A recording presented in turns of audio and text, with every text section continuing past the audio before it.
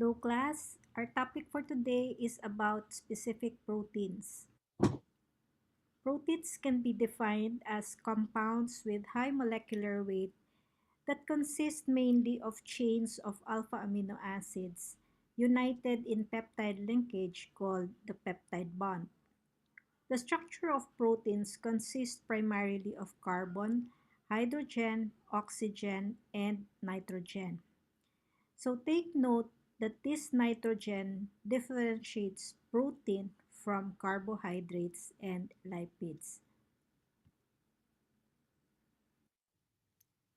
So, why are proteins important to us? Protein makes up about 15% of the mass of the average person. Enzymes are proteins and can serve as biocatalysts. It may also regulate metabolism in the form of hormones like insulin, and it acts as transmitters and preserve genetic makeup, and it also has a role in coagulation. Protein is part of the makeup of the cell wall and cell membranes. It is involved in muscle contraction, particularly actin and myosin. It is involved in acid-base balance. Antibodies are proteins that has a role in body defense or immunity. And also, ligaments and arteries are formed by elastins, which are also proteins. Proteins can be classified in many aspects. Based on shape, protein can either be fibrous protein or globular protein. The fibrous protein are long thread-like molecules that are insoluble in water and form structures of tissues and are present in tissues where support is required. Example of fibrous protein are the collagen, elastin, and keratin. The globular proteins are spheroid or ovoid in shape. There are two types of globular proteins, and these are the albumin, which is soluble in water, and the other one is globulin, which is soluble in dilute salt solution. If based on function, protein can be catalytic protein like the alkaline phosphatase and the alanine transaminase. Insulin and growth hormones are example of hormonal proteins, while collagen and elastin are structural proteins. Now, if you combine these classifications, collagen and elastin are both fibrous and structural proteins. There are also proteins that transport substances like transferrin carry iron and hemoglobin carry oxygen. Immunoglobulins, the immunoglobulin G, A, M, D, and E, are immune proteins that function in our body's defense mechanism. And as mentioned, actin and myosin take part in muscle contraction, so they are classified based on function as contractile proteins. Now, if based on composition, proteins are classified as simple proteins or conjugated proteins. Simple proteins contain only amino acid, and under this would be albumin and globulin. While conjugated proteins consist of proteins combined with another non-protein substance. Examples of conjugated proteins include nucleoproteins wherein the nucleic acid bonded to a protein. Hemoglobin are proteins containing iron and porphyrin.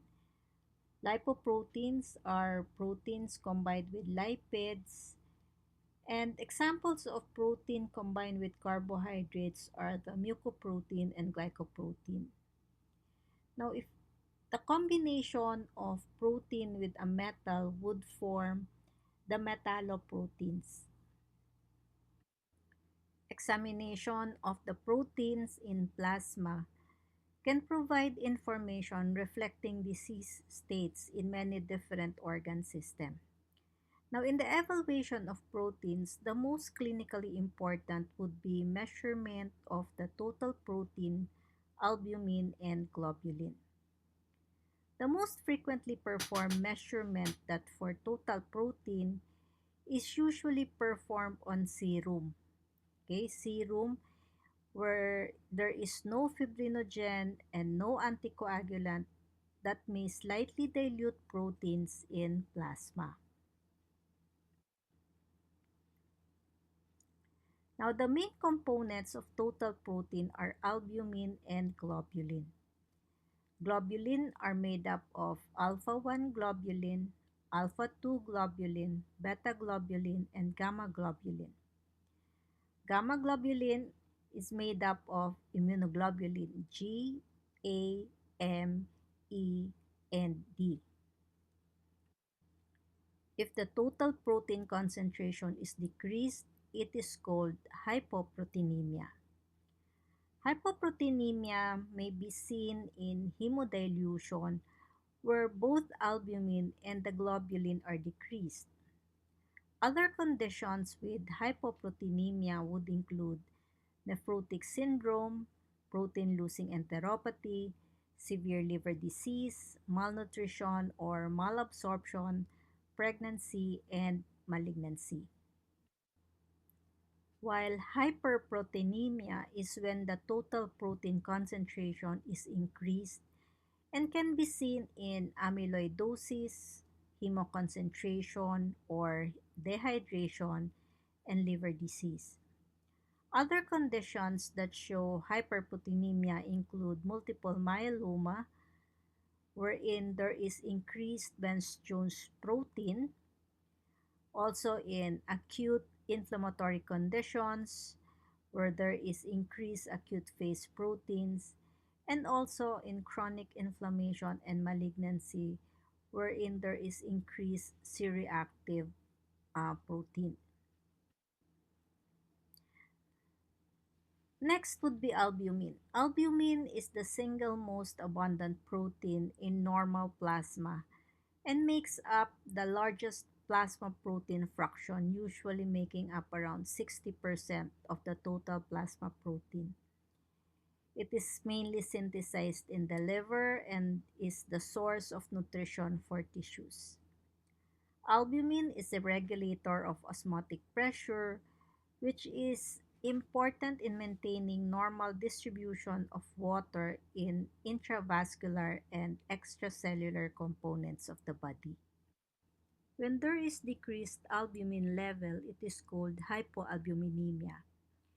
And hypoalbuminemia may be due to impaired synthesis like in malnutrition, malabsorption, hepatic dysfunction, or liver damage.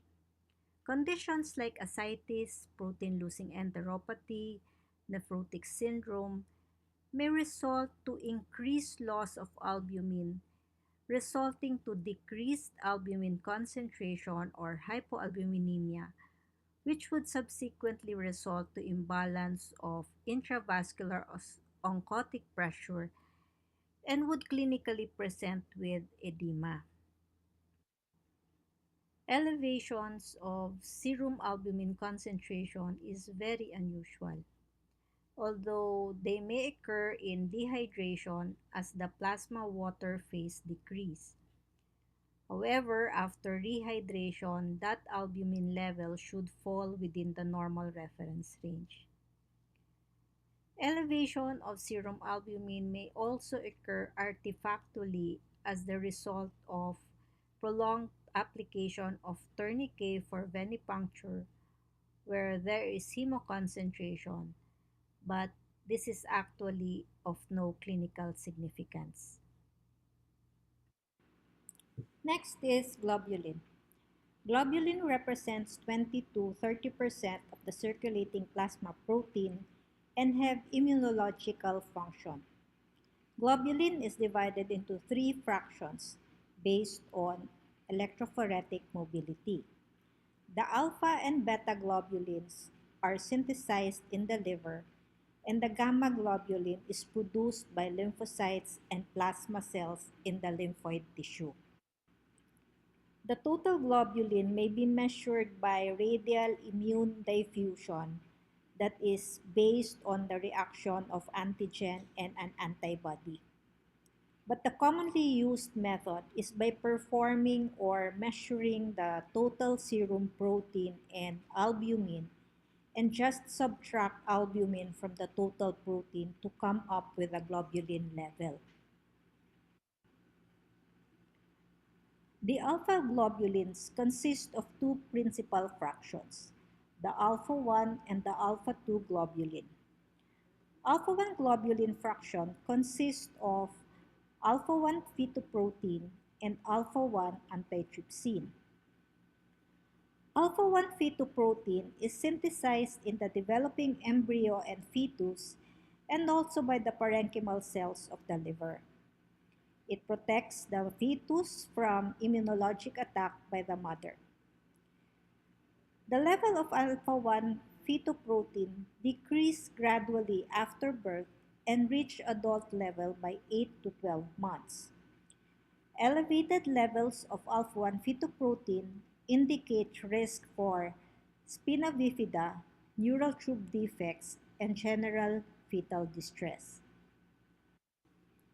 The alpha 1 globulin fraction also consists of alpha 1 antitrypsin, which is an acute phase reactant that is synthesized in the liver and has its most important function, which is the inhibition of protease neutrophil elastase.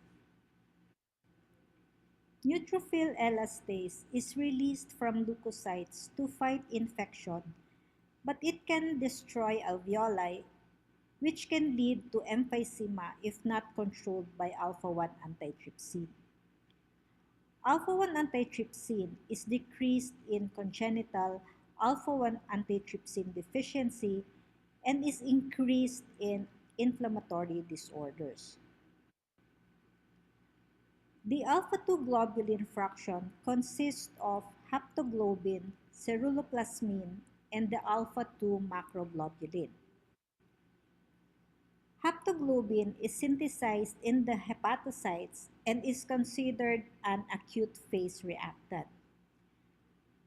Haptoglobin is elevated in many inflammatory diseases such as ulcerative colitis, acute rheumatic disease, heart attack, and severe infection. Increases are also seen in conditions such as burns and nephrotic syndrome when large amount of fluid or low molecular weight proteins have been lost. Haptoglobin is decreased after hemolytic reaction because haptoglobin complexes with free hemoglobin and is cleared from the circulation. The ceruloplasmin component of alpha 2 globulin is also synthesized by the liver. It is also an acute phase reactant, so it is frequently elevated in inflammation, severe infection, and severe tissue damage. And it may also be increased with some cancers like leukemia, Hodgkin's disease, and lymphoma. It may also be increased during pregnancy and with use of estrogen, oral contraceptives, and medications like carbamazepine. The alpha 2 macroglobulin is a large protein which is synthesized by the liver and is a major component of the alpha 2 globulin. In nephrotic syndrome, alpha 2 macroglobulin increase as much as 10 times because of its large size. It is retained or it is filtered by the damaged glomeruli. Alpha 2 macroglobulin is also increased in diabetes and liver disease, use of oral contraceptives, and pregnancy.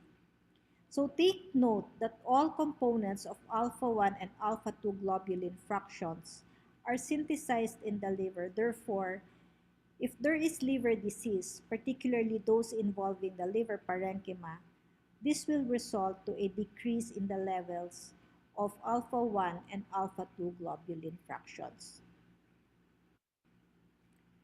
Next would be the beta globulins. The clinically important beta globulin are the transferrin and the C-reactive protein. Transferrin is synthesized by the liver and is a negative acute phase protein, meaning it is decreased in inflammation.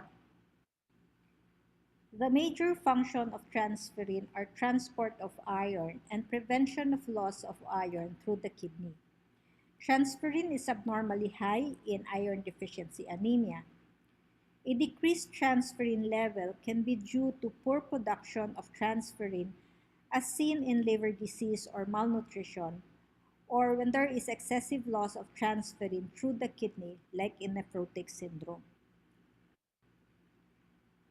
In nephrotic syndrome, transferrin is lost in urine resulting to reduced plasma transferrin. Although there is increased transferrin synthesis, it is insufficient to replace the urinary loss. Infection, inflammation, and malignancy can also decrease the transferrin level. The other clinically important component of beta globulin is the C-reactive protein. C-reactive protein is synthesized in the liver and is one of the first acute phase protein to rise in response to inflammatory disease. So it is a sensitive, non-specific indicator of the early phase of inflammatory process. Normally, there are minimal levels of C-reactive protein in blood, and a high or increasing amount of the C-reactive protein suggests an acute infection or inflammation. And most infections or inflammations, the CRP levels are above 10 milligrams per deciliter. CRP or the C-reactive protein is significantly elevated in acute rheumatic fever, bacterial infections, myocardial infarctions, rheumatoid arthritis, carcinomatosis, gout, and viral infections. However, a low C-reactive protein level is not indicative of the absence of inflammation. Next is gamma globulin. Gamma globulin are made up of immunoglobulins or antibodies. They are glycoproteins composed of 82 to 96% protein and 4 to 18% carbohydrates, which are produced by white blood cells or the B cells that confer humoral immunity. There are five classes of immunoglobulins: the IgG, A, M, D, and E. Immunoglobulin G is the most abundant class of antibodies found in blood plasma and lymph. They act on bacteria, fungi, viruses, and foreign particles. IgG is increased in liver disease, infections, IgG myeloma, parasitic disease, and rheumatic disease, while decreased IgG levels are associated with acquired immunodeficiency, increased susceptibility to infection, hereditary deficiency, and protein-losing states.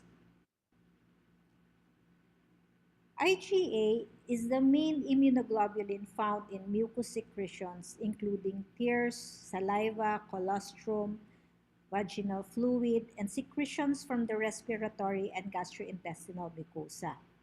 It is also found in the small amounts in blood. Increases in serum IgA are found in liver disease, infections, and autoimmune disease. Decreased serum concentration are found in depressed protein synthesis and immunodeficiency. IgM is the first antibody that appears in response to antigenic stimulation. IgM is present on B cells and is a naturally occurring antibody. Increased IgM concentration is found in toxoplasmosis, primary biliary cirrhosis, cytomegalovirus, rubella, herpes, syphilis, and various bacterial and fungal diseases.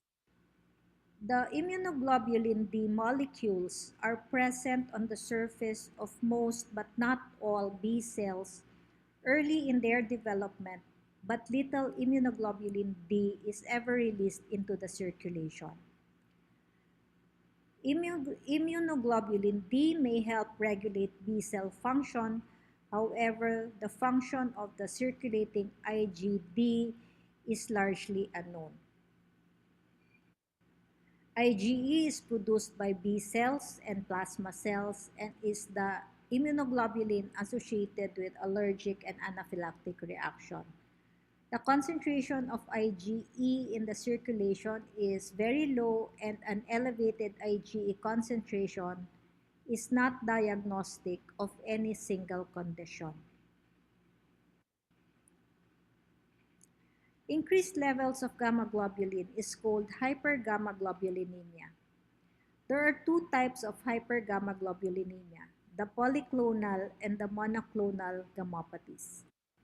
In polyclonal hypergammaglobulinemia, all three major immunoglobulins, the IgG, A, and M, are elevated and would show a broad pattern in electrophoresis.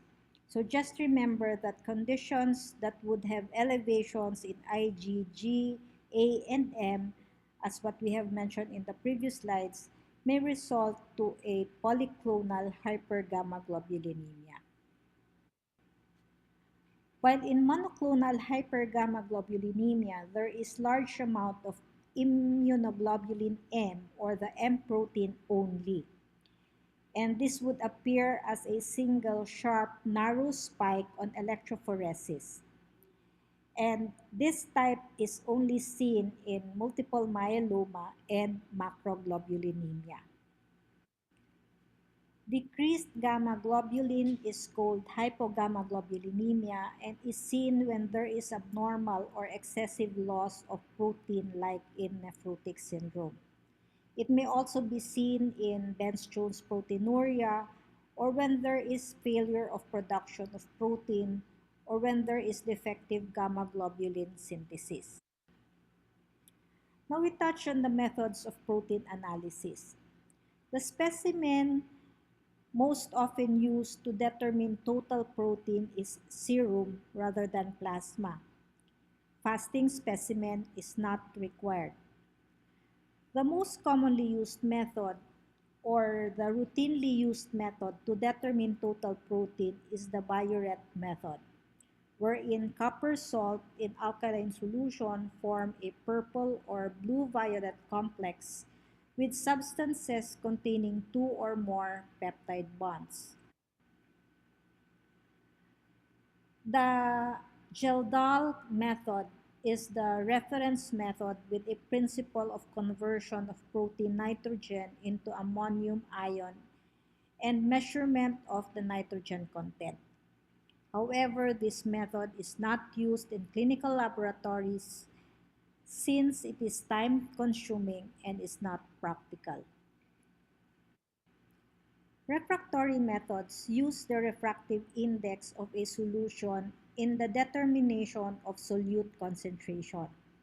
This method is rapid and simple and is based on the principle that the velocity of light changes when it passes between air and water, causing light to bend. And the refractive index of water increases proportionally to the concentration of solute in the solution. In the assay of total serum protein, useful diagnostic information can be obtained by determining the albumin fraction and the globulins, or what you call the Ag ratio. To determine the Ag ratio, total protein and albumin are measured and the globulins are calculated by subtracting the albumin from total protein as what we have mentioned in the previous slide. And the figures will be used in the computation of the Ag ratio. Normally, the Ag ratio is 2 is to 1 or 1.5 to 2.5 is to 1. The first figure is always albumin and the second figure is globulin. A reversal or significant change in the AG ratio or anything less than 1 is automatically interpreted as inverted AG ratio. Example, in nephrosis, the albumin is decreased, like it's 1, and the globulin is increased, like it's 2. Okay, so the AG ratio is 1 over 2, and this is equal to 0.5. So 0.5 is less than 1. So the AG ratio is inverted and abnormal. So the inverted AG ratio is usually found in diseases of the kidney and liver. When an abnormality is found in the total protein or albumin, a serum protein electrophoresis is usually performed. Electrophoresis separates protein on the basis of their electric charge densities. When protein is placed in a buffered solution and electric current is applied, particles will move or migrate at different rate of speed according to their charge densities. Each of the serum protein migrate toward the positive pole with a characteristic speed depending on the molecular size and weight and ionic charge at a given pH. So when using a buffer of pH 8.6, albumin migrates fastest as it is the smallest molecule with the least molecular weight. And this will be followed by the alpha 1 globulin, alpha 2 globulin, beta globulin, and gamma globulin. The illustration shows that the normal electrophoresis pattern, as we can see, albumin makes up the largest fraction. Different disease states produce different electrophoretic patterns. So, electrophoresis is a semi-quantitative method. As we have mentioned in the previous slides, polyclonal gammopathy or hypergammaglobulinemia, the three major immunoglobulins are elevated and will present with a broad diffuse pattern. While monoclonal hypergammaglobulinemia, only the IgM is elevated and it will appear as a single sharp, narrow spike. Now let's run through some patterns and try to guess the diagnosis. What can you see? What is notable is this. There is elevated gamma globulin or hypergammaglobulinemia, and it is exhibiting a sharp, narrow spike. So the diagnosis is multiple myeloma. Next, see there is decreased albumin, decreased gamma globulin, and increased alpha 2 globulin. So what is your diagnosis? Diagnosis is nephrotic syndrome. Okay? Remember, we have mentioned earlier that because of its size, alpha 2 globulin is not filtered in damaged glomeruli of the nephrotic syndrome. Therefore, it would result in accumulation and elevated levels of alpha 2 globulin.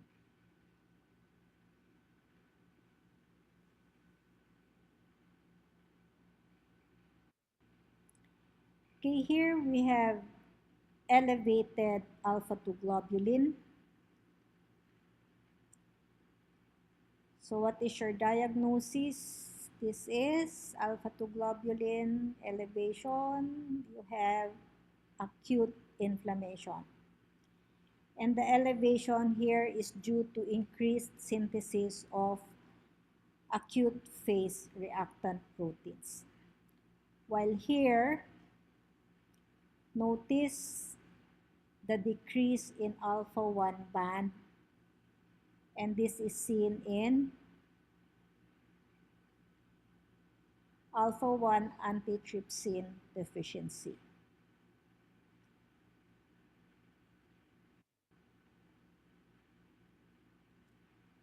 Now, in liver cirrhosis, because of liver damage, there is decreased protein synthesis.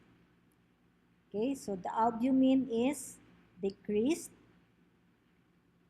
the alpha and the beta globulin are decreased, but there is hypergammaglobulinemia that exhibits a diffuse broad pattern.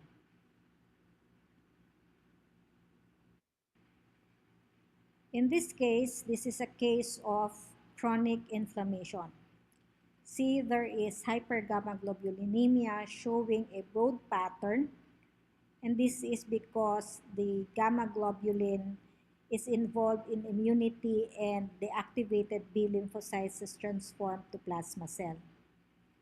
Also, there is increased alpha globulin as alpha globulin are increased in uh, inflammatory states. In chronic inflammation, the C-reactive proteins are elevated, so this will be seen as elevation of the beta globulin.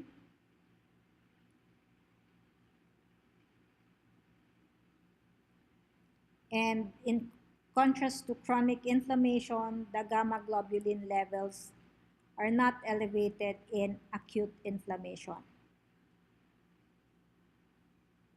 Okay, in this case, obviously there is a marked decrease in the gamma band.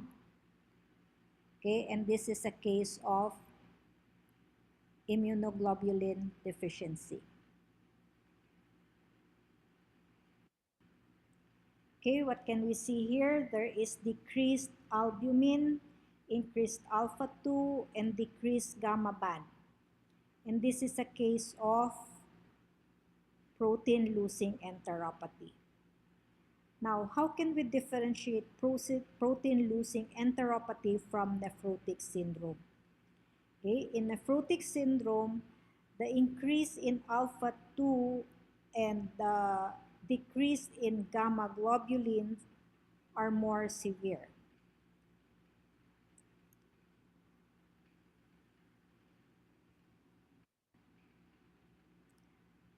Now, this is a table showing protein levels in selected disease states.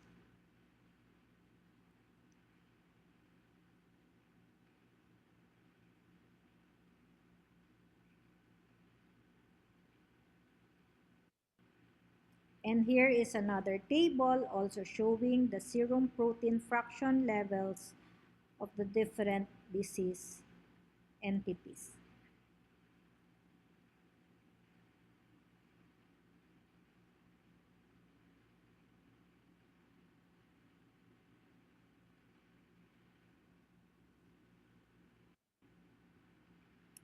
So that was the last slide. I hope you have learned something from this presentation. I guess the message in this slide is clear, and now it's all up to you. So thank you, stay safe, and study well.